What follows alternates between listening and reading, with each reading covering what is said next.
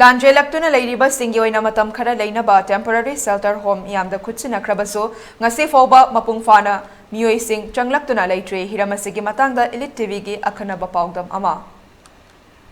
ꯑꯩꯅ ꯍꯧꯖꯤꯛ ꯂꯩꯖꯔꯤꯕ ꯃꯐꯝ ꯑꯁꯤ ꯁꯖꯤꯋꯥꯖꯦꯟ ꯀꯝꯄ꯭ꯂꯦꯛꯁꯇꯅꯤ꯫ ꯍꯧꯖꯤꯛ ꯃꯅꯤꯄꯨꯔꯗ ꯊꯣꯛꯂꯤꯕ ꯏꯔꯥꯡ ꯑꯁꯤꯒ ꯃꯔꯤ ꯂꯩꯅꯅ ꯂꯥꯟꯖꯦꯜꯂꯛꯇꯨꯅ ꯔꯤꯂꯤꯐ ꯀꯦꯝꯞꯇ ꯂꯩꯔꯤꯕꯁꯤꯡꯒꯤ ꯑꯣꯏꯅ ꯇꯦꯝꯄꯣꯔꯔꯤ ꯁꯦꯇꯜ ꯍꯣꯝ ꯃꯐꯝ ꯑꯁꯤꯗ ꯐꯦꯃꯤꯂꯤ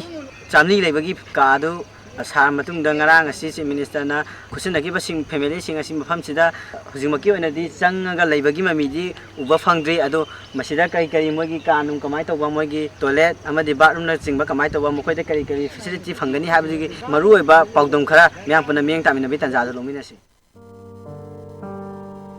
ꯂꯝꯗꯝ ꯑꯁꯤꯒꯤ ꯑꯣꯏꯔꯤꯕ ꯐꯤꯚꯝ ꯑꯁꯤꯗ ꯂꯥꯟꯖꯦꯜꯂꯛꯇꯨꯅ ꯂꯩꯔꯤꯕꯁꯤꯡꯒꯤ ꯑꯣꯏꯅ ꯇꯣꯉꯥꯟꯕ ꯃꯐꯝ 9ꯗ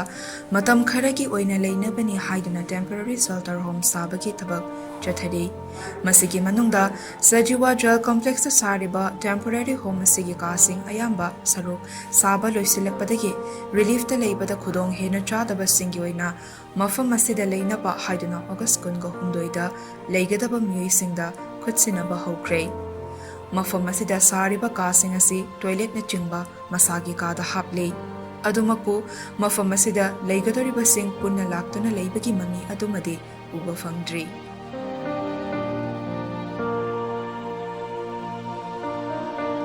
ꯃꯐꯝ ꯑꯁꯤꯗ ꯂꯩꯒꯗꯧꯔꯤꯕꯁꯤꯡ ꯀꯤꯆꯟ ꯔꯨꯝ ꯄꯨꯟꯕꯒꯤ ꯃꯃꯤꯁꯨ ꯇꯥꯔꯤ꯫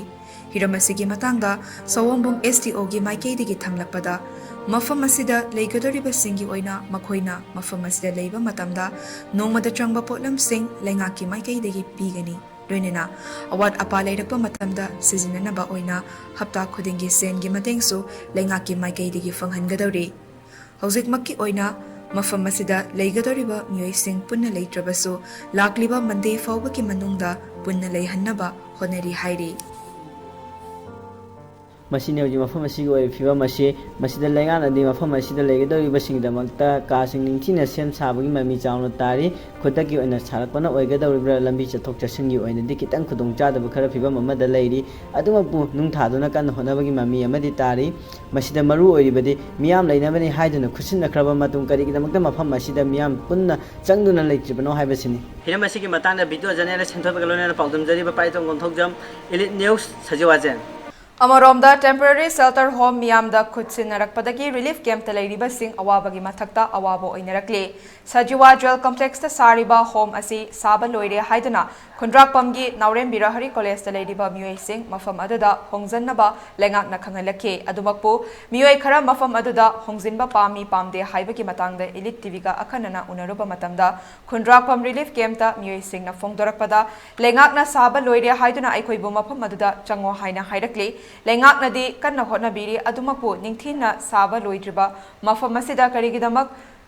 नंगहौरोइदबगुम थमनबा होनरिबनो लेंगाकना हाइरकपगी मतुंग इना मफम अदुदसु चंगबदा लेफम थोकपसिंग निंगथिंगना लेतबा अमदि रिलीफ कैंप असिगी कमिटीगी माइकेदगिसु मफम असी थादोकनबा वाफम थमलकले मरम असिना लेफम लेतबना निंगथिना साबा लोइद्रिबा मफम अदुदा तंगाइफदना लेबा तारे कयाम कुइना असिगुंबा फिबम असिदा मियाम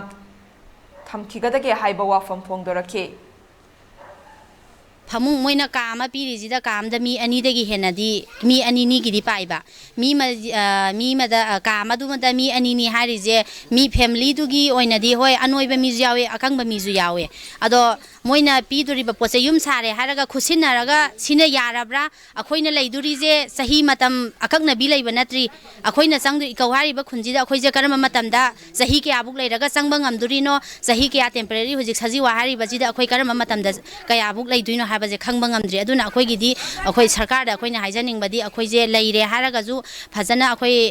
अंगांग नुबी चेनबा लोइनमा अहन असोनबा जिंजु यावरिबनिना फमुंगुंबा लंबी थोंगजे फजना सेंबीरगा अखोइ संगे हाबनेबा हाइजिनोजिगी हे कुमधबगा इसिंग लेखोम थोपदो